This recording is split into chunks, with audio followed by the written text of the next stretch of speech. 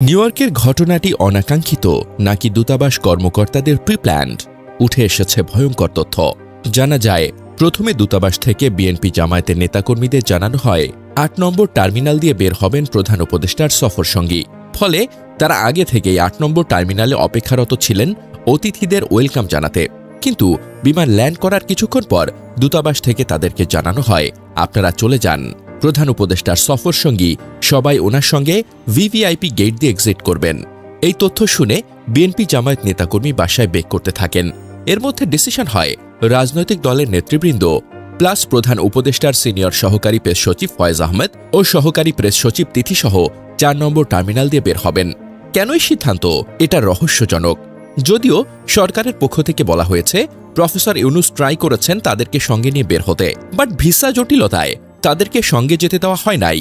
এর মধ্যে তাহের সাহেব ওনার দলের কয়েকজন কর্মীকে কল দিলে তাদের বেশ কিছু নেতাকর্মী ৪ নম্বর টার্মিনালে তাৎক্ষণিকভাবে চলে আসেন।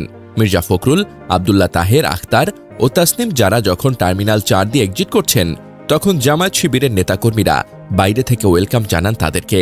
এর মধ্যে তারা সামনে আগালে তাদের ঘিরে মানববেষ্টনী তৈরি করে সামনে এগোতে থাকে নেতাকর্মীরা। কিন্তু ফখরুল সাহেবকে প্রোটোকল থেকে টেনে নিয়ে যায় নেপাল দূতাবাসের ডেপুটি চিফ, এই ছাত্রলীগ সাবেক নেতা শোয়েব। ফখরুল সাহেব যেতে চান নাই, উনি পেছনে ঘুরে তাহের সাহেবকে দেখিয়ে একসঙ্গে যেতে দাঁড়ালেন।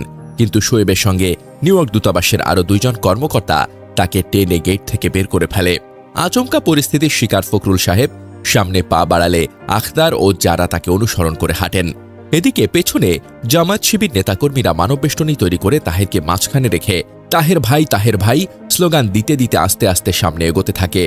ফখরুল, আখতার এবং যারাকে একা পেয়ে গেটের বাইরে লীগের সমর্থকরা অপদস্থ করে। একটা ছেলেকে দেখা যায় গা ঘেঁষে এই যে ফখরুল বলে তুইতুকারি করে হেনস্থা করতে। আর একজন তাসনিম যারাকে মবর্গীয় ও চবর্গীয় বলে গালি দিতে থাকে। জুলাই সন্ত্রাসী রাজাকার বলে ২ জন ডিম ছোড়ে আখতারের জামায়। আশেপাশে অনেক অকথ্য ভাষায় গালাগালি করে তাদের। দূরে থাকা জামায়াত নেতাকর্মী যারা তাহের সাহেবকে ঘিরে রেখে স্লোগান দিচ্ছিলেন, তারা খবর পেয়ে দৌড়ে কয়েকজন সামনে এসে প্রোটেক্ট করে ফখরুল সাহেব, আখতার ও জারাকে সেফলি গাড়িতে তুলে দেন। এই সময় তাদের সঙ্গে বাকবিতণ্ডাও হয় লীগের মাদের সঙ্গে। একাধিক ভিডিওতে দেখা যায় শিবিরের সাস শাখার এক সাবেক নেতা তর্কাতর্কি করছেন লীগের সমর্থকদের সাথে।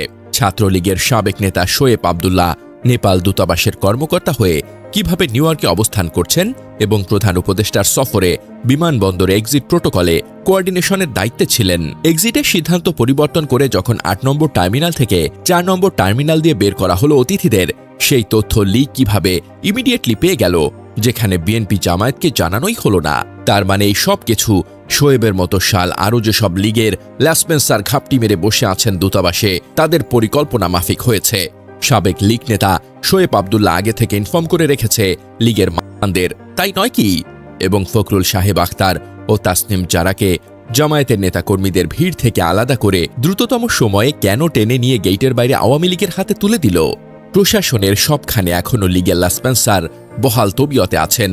ককে শিফট করে ক্ষয়ের জায়গায় নিচ্ছে, খকে কয়ের জায়গায়। সর্ষের ভেতরে ভূত রেখে এভাবেই চলছে ইন্টেরিম সরকারের রাষ্ট্র সংস্কার। লাল বৃত্তে চিহ্নিত করা ব্যক্তিটি সম্পর্কে আরও জানা যায়, তার নাম হল শোয়েব আবদুল্লাহ। বর্তমানে নেপাল বাংলাদেশ দূতাবাসের ডেপুটি চিফ, ঢাকা বিশ্ববিদ্যালয় পরিসংখ্যান বিভাগের ১২তম ব্যাচের শিক্ষার্থী তিনি। ফজলুল হক মুসলিম হলে ২০০৯ থেকে ২০১২ সালে ছাত্রলীগ সহসভাপতি ছিলেন। পরবর্তীতে ছাত্রলীগের সেন্ট্রাল কমিটিতেও দায়িত্ব পালন করেছেন। হলে বহু শিক্ষার্থীকে নির্যাতন চালিয়েছে শিবির ও ছাত্র দল ট্যাগ দিয়ে। গতকাল নিউ ইয়র্কের ঘটনায় তাকে নিয়ে অনুসন্ধান করতে গিয়ে তার বিভাগের ২ জন পরিচিত ব্যক্তির সঙ্গে কথা হয়, যারা তার খুব কাছের ছিল। ফার্স্ট ইয়ারে থাকতে সে নিজেকে ছাত্রলীগের ডাইহার্ড কর্মী প্রমাণ করতে সিনিয়রদের সঙ্গে সাধারণ শিক্ষার্থীদের ওপর ভয়াবহ নিপীড়ন চালাত শিবির কিংবা ছাত্র দলে সব ট্যাগ দিয়ে। ২০০৭ সালের এক নবাগত শিক্ষার্থীকে কোরআন পড়তে দেখায় ফজলুল হক হলের গেস্ট রুমে ডেকে এনে শিবির ট্যাগ দিয়ে পায়ে রড ঢুকিয়ে দিয়ে সারা রাত নির্যাতন করে।